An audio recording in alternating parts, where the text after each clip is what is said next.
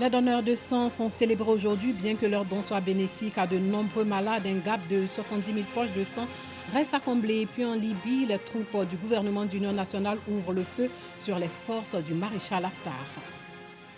Bonsoir et bienvenue dans le 19h. La journée mondiale du donneur de sang célébrée ce 14 juin partout dans le monde.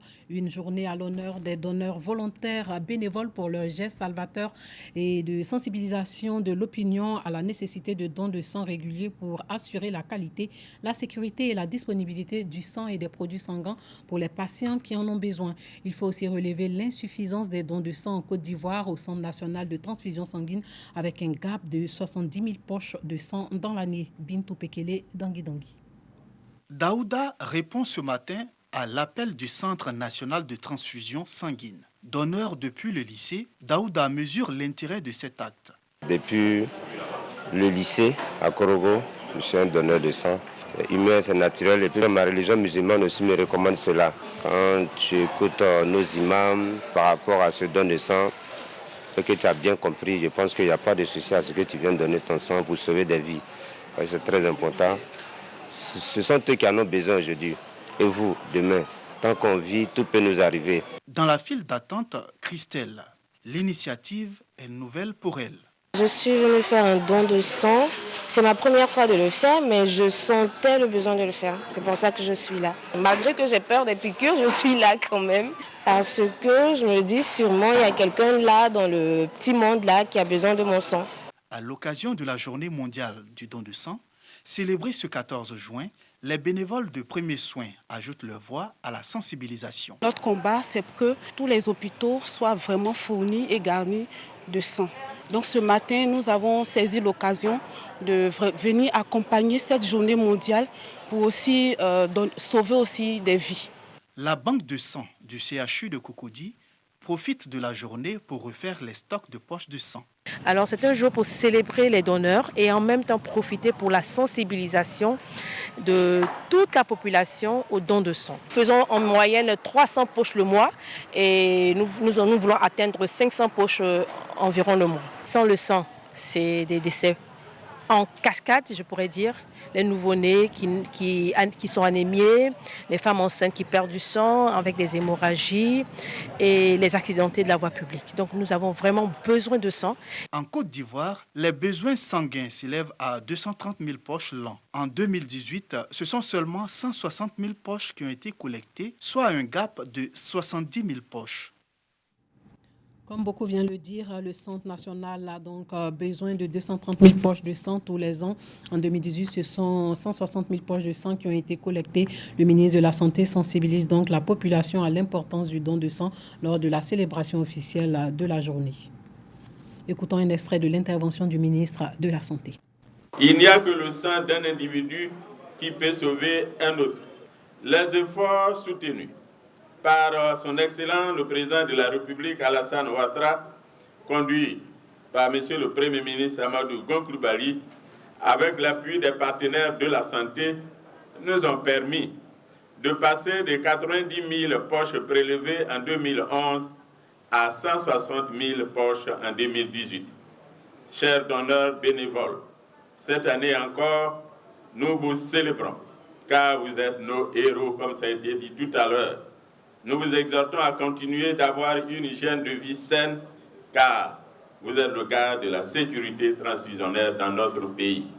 Bien que nous progressions vers l'autosuffisance en produits sanguins, nous ne sommes qu'à 70% de couverture de nos besoins nationaux. Car selon les résultats de l'année 2018, je l'ai déjà dit, ce sont 160 000 poches de sang qui ont été prélevés contre 230 000 en termes de besoins conformément aux recommandations de l'OMS. N'hésitons donc pas à faire don de notre sang à autrui. C'est une preuve d'amour pour autrui. Parlons éducation. Les meilleurs élèves du collège moderne de Bégéville célébrés après 9 mois d'abnégation au travail.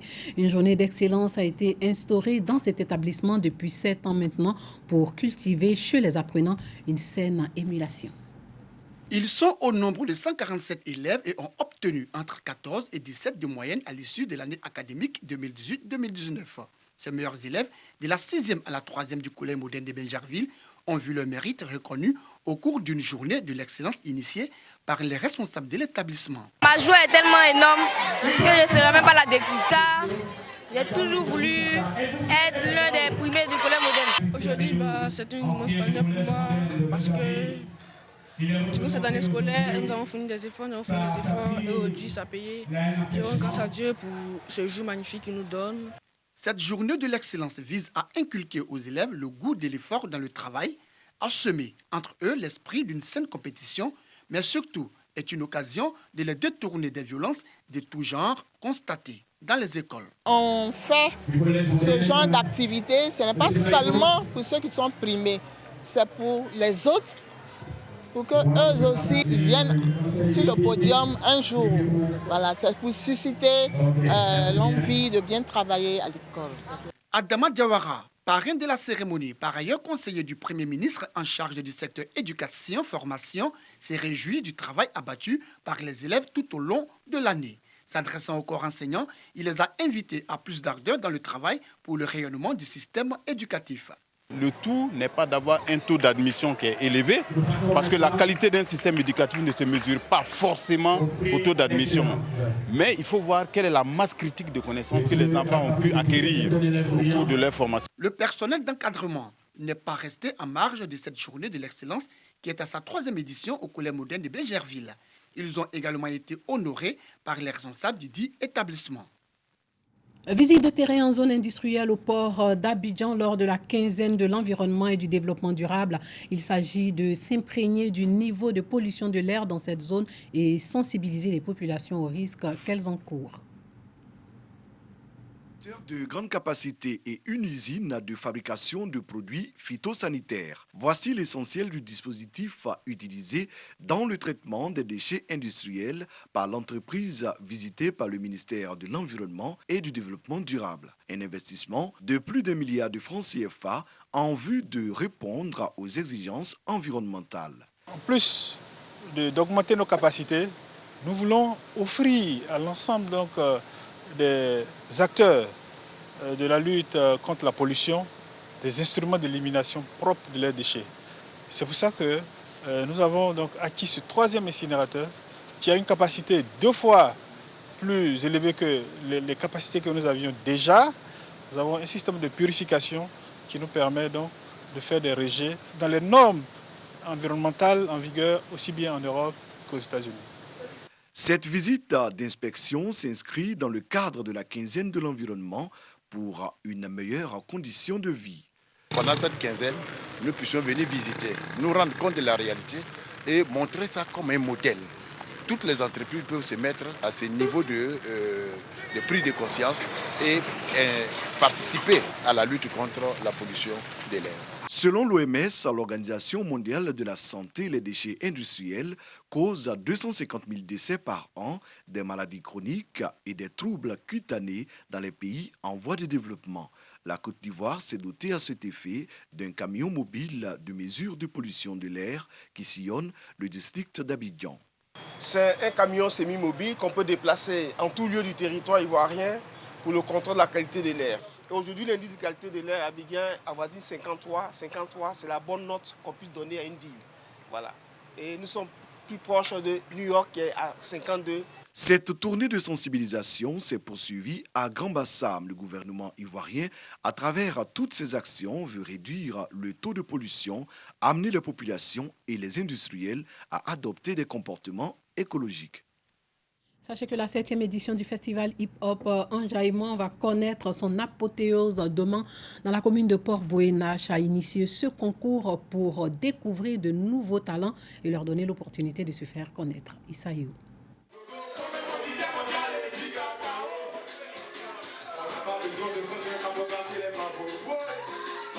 Repositionner le hip-hop comme musique phare en Côte d'Ivoire, comme c'était le cas au début des années 80 et 90.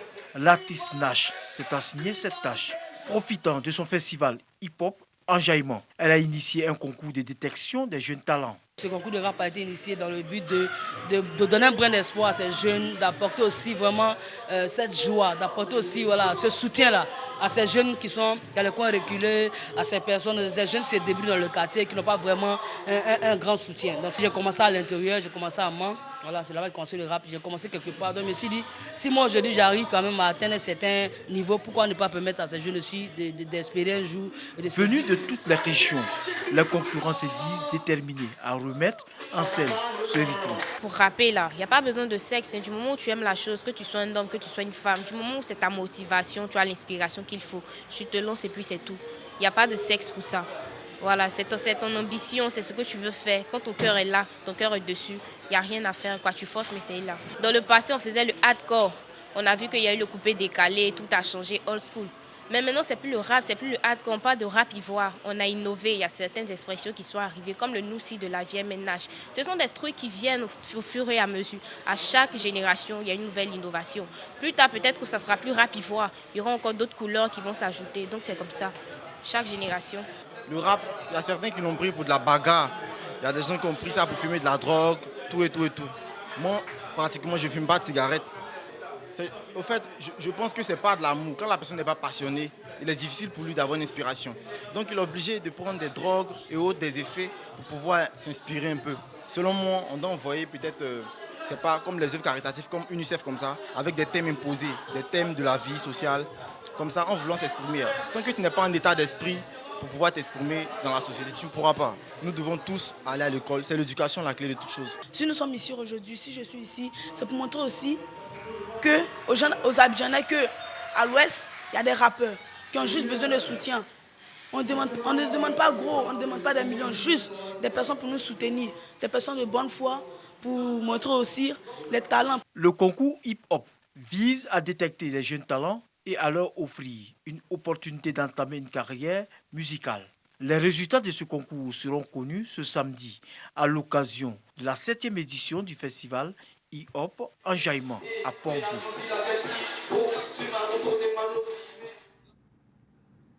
Un mot de religion à présent, des milliers de pèlerins font le tour d'Israël sur les traces de Jésus-Christ de Nazareth. Ces chrétiens revivent l'histoire en parcourant ces lieux à Bethléem, la Judée, le mont Tabor en Galilée. Clément Boko revient d'Israël. La piscine Bethesda est vieille de plusieurs siècles selon les guides des pèlerins. Autrefois, les malades étaient couchés au bord de cette piscine, attendant que l'eau soit agitée par un ange. Le premier malade qui touchait l'eau agitée était guéri. Aujourd'hui encore, les pèlerins chrétiens lui accordent toute l'importance des années passées. Ce lieu m'enseigne la restauration et la guérison divine. Ce lieu m'enseigne les miracles et les guérisons authentiques pour dire que Dieu guérit encore. La piscine Bethesda est en plein cœur de Jérusalem, tout comme le jardin de Gethsémani. Ce jardin était jadis le lieu de production de l'huile d'olive. Il était aussi l'endroit favori de Jésus. C'est d'ailleurs ici, parmi ces oliviers, qu'il a été arrêté par les soldats romains, selon les récits bibliques. Pour de nombreux pèlerins, Gethsémani a été le témoin du début du supplice de Jésus. J'ai toujours entendu parler de Gethsémani, là où Jésus aimait prier, mais je suis venu, j'ai vu, je vois que c'est quelque chose de sacré pour moi. Ça me donne à penser et à voir comment Jésus a souffert. La Bible dit qu'il a prié de manière instantanée jusqu'à sa sueur est devenue comme des grumeaux de sang. Mais Jésus n'a pas tenu compte de ce qu'il ressentait, mais il a obéi à notre Seigneur Dieu. Il a accepté d'aller à la croix. Nous devons obéir à Dieu, quelles que soient les difficultés. Le jardin de Gethsémani a montré l'humanité de Jésus. Parce qu'en ce moment-là, il a senti la tristesse. Il a même demandé à ses disciples de le soutenir en prière. Nous sommes venus à Jérusalem pour aussi marcher dans les pas du Seigneur, pour voir là où les choses se sont réellement passées. Arrêté dans le jardin de Gethsémani, c'est sur cette montagne appelée Golgotha que Jésus sera crucifié après avoir été jugé et condamné. Selon la base des faits relatés dans la Bible, il est enseveli à 100 mètres du lieu de sa crucifixion. La visite de ces sites suscite toujours de vives émotions chez les chrétiens. Et pour finir, sachez qu'en Libye, les troupes du gouvernement d'union nationale ouvrent le feu depuis leur position dans le quartier de Al-Sawani, au sud de la capitale libyenne Tripoli, lors d'affrontements avec les forces du maréchal Khalifa Haftar qui souhaitent prendre le contrôle de la ville. Voilà, c'est tout pour ce soir. Merci de nous avoir suivis.